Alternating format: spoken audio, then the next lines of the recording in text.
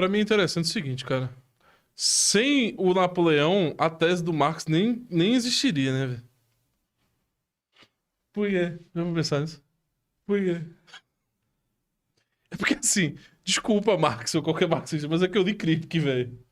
Até onde eu sei, essas medidas são puramente de referência a elas mesmas. É só a possibilidade de quantificação. Porque quem foi que quantificou as coisas e disse, olha, é 1 metro, foi Napoleão. Isso realmente é verdade. Isso é verdade. O mundo pré-moderno, o Vovô tem razão. Ele realmente. O Vovô manda bem aqui, velho. O mundo pré-moderno não quantificava as coisas dessa forma. A forma como a gente pensava no estoque era como uma estrutura fechada. O estoque não pertencia individualmente à raiz das coisas.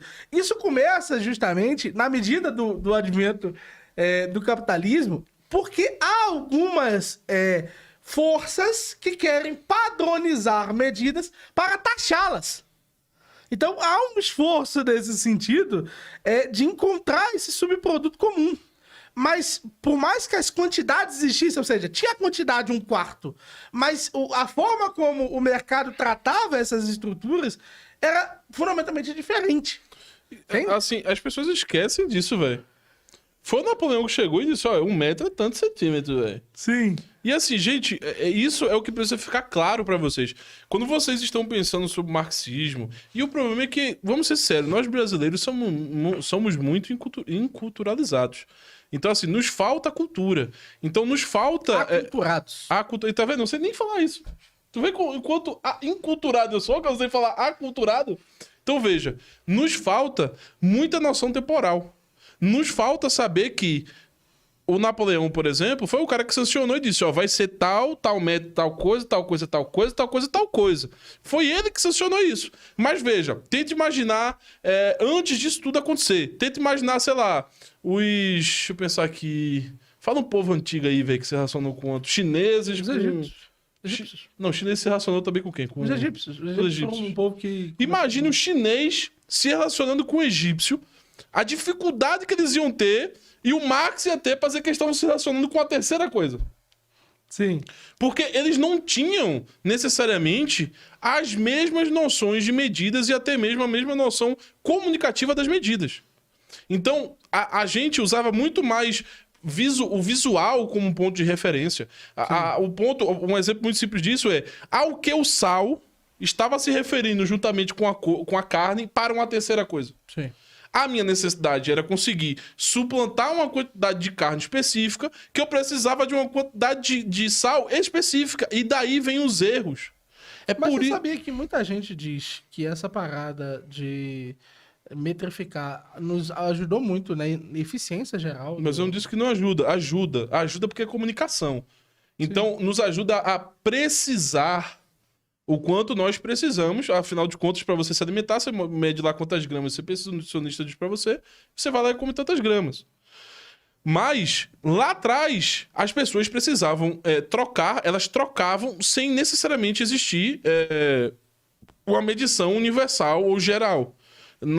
O Caminho das Índias, por exemplo, quando o pessoal tomou lá, eles começaram a botar algumas noções de medida para facilitar o comércio entre os agentes ali. Mas veja, se antes dessa fixação, ou seja, dessa questão de fixar uma determinada quantia, uma determinada pesagem, como é que os agentes faziam para trocar uns com os outros? Eles trocavam por o quê? Por uma determinada subjetividade, uma determinada aproximação que eles tinham até mesmo em noção de oferta e demanda. Então, se esse cara tem essa quantidade de sal e demorou muito para esse homem passar aqui, eu vou trocar muito mais carne com ele por esse sal, tentar trocar menos, né? Porque, afinal, a tentativa de quem troca um com o outro é cada um conseguir sair um pouco melhor, sair melhor, mas aí sair o máximo melhor possível dessa troca. Mas existe a noção de oferta e demanda, existe a noção de tempo, existe a noção, por exemplo, da variabilidade do tempo. Então, eu não sei quando vai passar um outro homem aqui com sal. Eu nem sabia que isso muitas vezes existia. Então, como é que eles trocavam isso? Eles trocavam isso meramente por uma noção de oferta e demanda e a noção da subjetividade que existe no valor. É necessário... Cara, isso foi um baita argumento, velho. É necessário que haja um efetivo padrão, até mesmo para começar a conversar sobre a teoria do valor marxista. O valor está, assim, redondamente correto. Inclusive, acho difícil algum marxista discordar disso. assim, mas é evidente que isso há no capitalismo. Então, ele poderia dizer, não, tudo bem, pode ser até pode ser um requisito.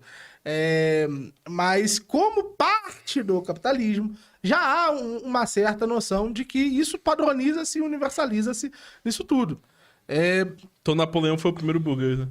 O primeiro... Ou foi o primeiro marxista? Assim, eu acho que eles diriam que justamente o motivo pelo qual o Napoleão padroniza, ou seja, ele obriga a padronização, porque, pessoal, assim, sempre houveram padronizações, sempre houve, sei lá, uma peça de carne, as pessoas sempre conseguiram pensar em quantidades. Não é isso que a gente quer dizer, mas é essa padronização que permite a gente enxergar padrões de valor, que permite a gente enxergar a proporção em que as coisas se trocam de forma mais direta, é realmente típica desses processos de universalização que são ou mercantilistas ou pós-mercantilistas. E o Malboro traçou bem isso.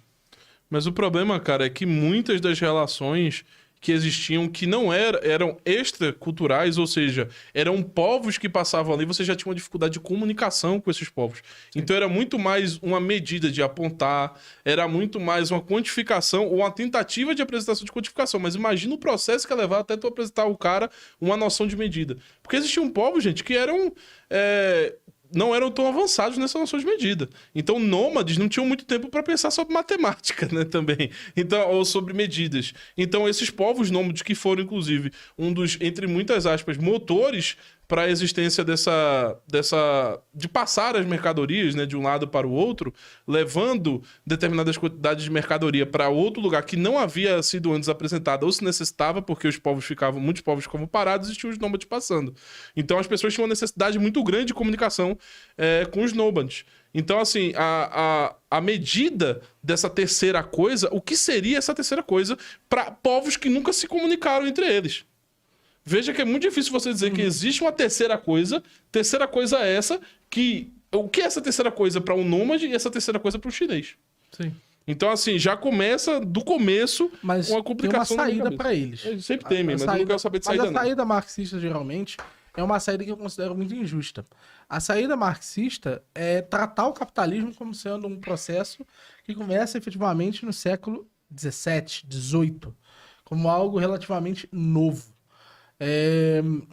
Enquanto a saída, geralmente austríaca, é tratar o capitalismo como um fenômeno do século XIII, do século XIV, que começou nas grandes cidades-estado que haviam na Holanda, que haviam na Itália, e que interagiam efetivamente de forma bem estável um conjunto de princípios mercadológicos que parecem já representar o capitalismo. Mas como eles usam o cercamento dos campos como o fenômeno originador, eles acabam fugindo, historicamente, dessas discussões. E desses historiadores que consideram esse o berço do capitalismo. E aí, é lógico que nesses séculos posteriores, padrão já é uma coisa muito mais estável, já é uma coisa muito mais universal e muitas vezes muito mais institucionalizado do que no século XIII. E aí eles conseguem fingir, né, lógico, que elementos como, por exemplo, o Grande Bazar, não foram, de muitas formas, elementos protocapitalistas e que criaram, efetivamente, a forma que a gente vê o comércio.